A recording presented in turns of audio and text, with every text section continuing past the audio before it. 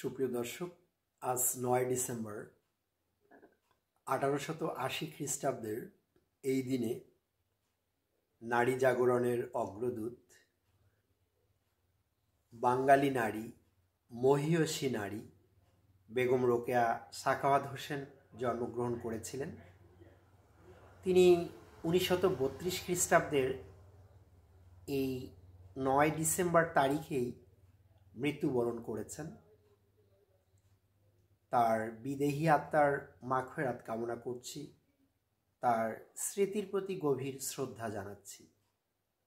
সুপ্রিয় দর্শক, বেগম রোকেয়া সাখাওয়াত হোসেন যখন জন্মগ্রহণ করেছিলেন, সেই সময়টি ছিল বাঙালি নারীর জন্য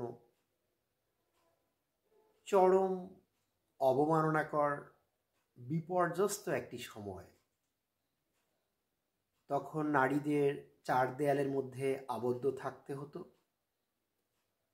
তাদের স্বকীয়তা বলে কিছু ছিল না, তাদের স্বাতন্ত্র বোধ বলতে কিছু ছিল না, তাদের নিজের মতো করে চিন্তা করার কোনো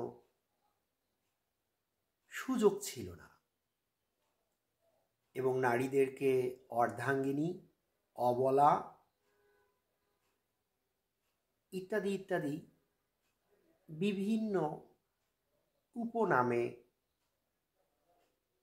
ডাকা হতো। তারা অপারগ ছিল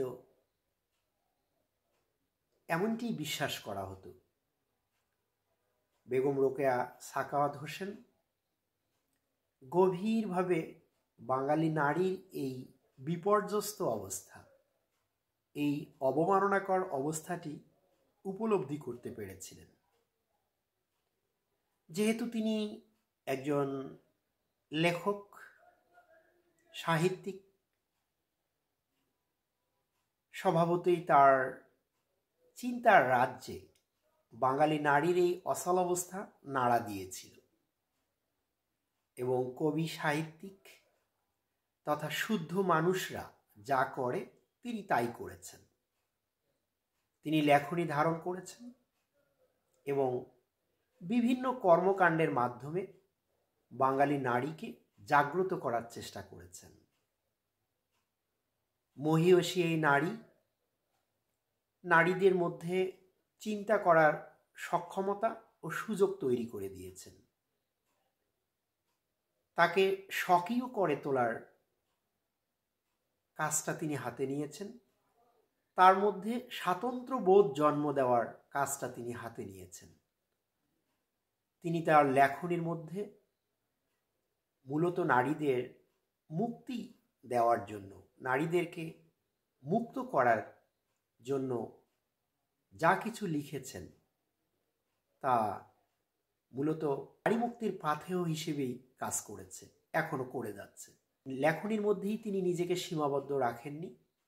তিনি বিভিন্ন সামাজিক কর্মকাণ্ডের মাধ্যমে মধ্য দিয়ে নারীকে মুক্ত করার চেষ্টা করেছেন। আমরা যদি তার সুলতানাস ড্রিম তথা সুলতানার স্বপ্ন দেখি, তো এই বইয়ের মধ্যে তিনি নারীদেরকে নিয়ে যে চিন্তা করেছেন, সেই চিন্তাটিকে ঘিরে তার যে ইচ্ছে ছিল, আকাঙ্ক্ষা ছিল, সেই ইচ্ছে ও আকাঙ্ক্ষা হলো যে নারীরা আকাশ পাতাল সবখানি বিচরণ করবে।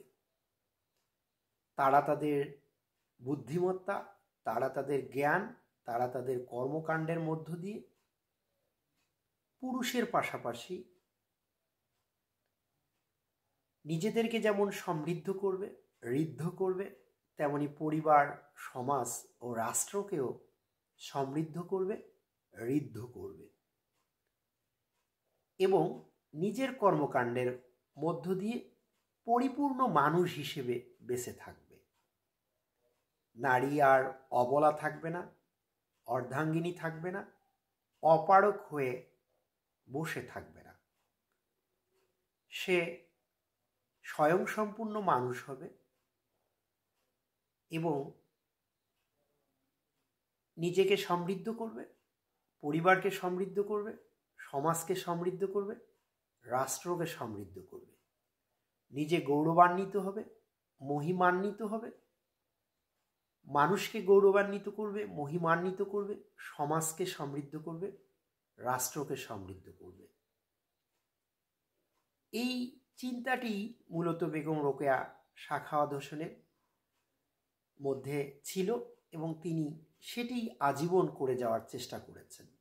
সুপ্রিয় দর্শক, আসুন বেগম রোকেয়া সাখাওয়াত হোসেনের স্বপ্নকে আমরা বাস্তবে রূপ দিই। নারীদেরকে পরিপূর্ণ মানুষ হওয়ার জন্য আমরা সহযোগিতা করি এবং নারী জাগরণের পথে, নারীর চিন্তা চেতনা কর্মকাণ্ডের বিকাশের পথে যে বাধা বিপত্তি আছে সেগুলোকে আমরা ছিন্ন করি, ভিন্ন করি, নারীদেরকে এগিয়ে যাওয়ার জন্য সহযোগিতা করি। সবাইকে ধন্যবাদ।